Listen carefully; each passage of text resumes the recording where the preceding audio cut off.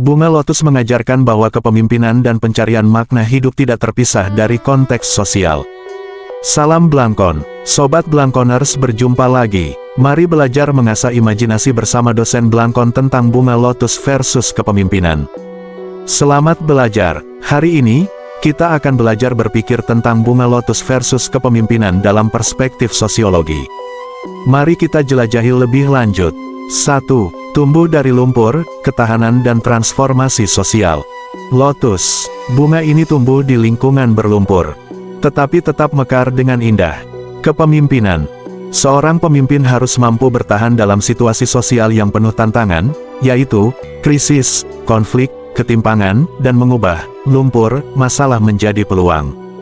Makna hidup sosiologi. Kehidupan bermakna ketika individu atau kelompok mampu mentransformasi kesulitan menjadi kemajuan kolektif. Pemimpin yang berakar dari pengalaman sulit, seperti kemiskinan atau diskriminasi, seringkali lebih memahami dinamika masyarakat dan berperan sebagai agen perubahan. 2. Mekar bertahap, proses adaptasi dan pembelajaran sosial. Lotus, mekarnya bunga lotus melalui tahapan, mulai dari tunas hingga mekar sempurna.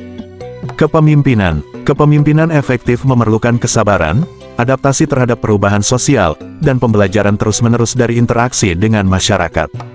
Makna hidup sosiologi. Makna hidup tidak instan, ia dibangun melalui interaksi sosial, refleksi, dan adaptasi terhadap norma, nilai, serta struktur yang berubah. Pemimpin harus menjadi fasilitator proses ini, membantu masyarakat menemukan identitas bersama. 3. Akar interkoneksi, jaringan dan kolaborasi. Lotus. Akar lotus saling terhubung di bawah permukaan air, membentuk jaringan yang kuat. Kepemimpinan. Pemimpin perlu membangun relasi sosial yang inklusif, menguatkan jaringan komunitas, dan mendorong kolaborasi antar kelompok. Makna hidup sosiologi. Dalam sosiologi, hidup bermakna ketika individu merasa terhubung dengan komunitasnya. Kepemimpinan yang berbasis pada solidaritas sosial, Durkheim, menciptakan kohesi dan mengurangi alienasi. 4. Kemurnian dalam kompleksitas, integritas dan etika sosial. Lotus, meski tumbuh di air keruh, lotus tetap bersih dan tidak ternoda. Kepemimpinan. Pemimpin harus menjaga integritas di tengah kompleksitas kepentingan politik, ekonomi, dan budaya. Makna hidup sosiologi. Integritas adalah fondasi kepercayaan sosial. Menurut Max Weber, otoritas pemimpin bergantung pada legitimasi etis. Hidup bermakna ketika pemimpin dan masyarakat bersama-sama menegakkan keadilan, transparansi, dan tanggung jawab kolektif. 5. Simbol universal, kepemimpinan yang inklusif. Lotus. Lotus adalah simbol universal yang diakui dalam banyak budaya seperti Buddha, Mesir kuno, Hindu sebagai lambang pencerahan. Kepemimpinan. Pemimpin yang baik menghargai keberagaman budaya, agama, dan perspektif dalam masyarakat. Makna hidup sosiologi. Dalam masyarakat multikultural, makna hidup ditemukan melalui dialog antar perbedaan.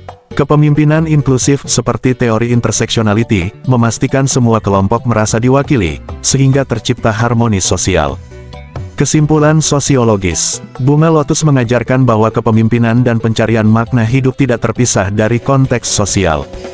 Makna hidup, dalam perspektif sosiologi, adalah produk dari interaksi antara individu dengan struktur masyarakat, di mana pemimpin berperan sebagai mediator yang mentransformasi tantangan menjadi kemajuan kolektif.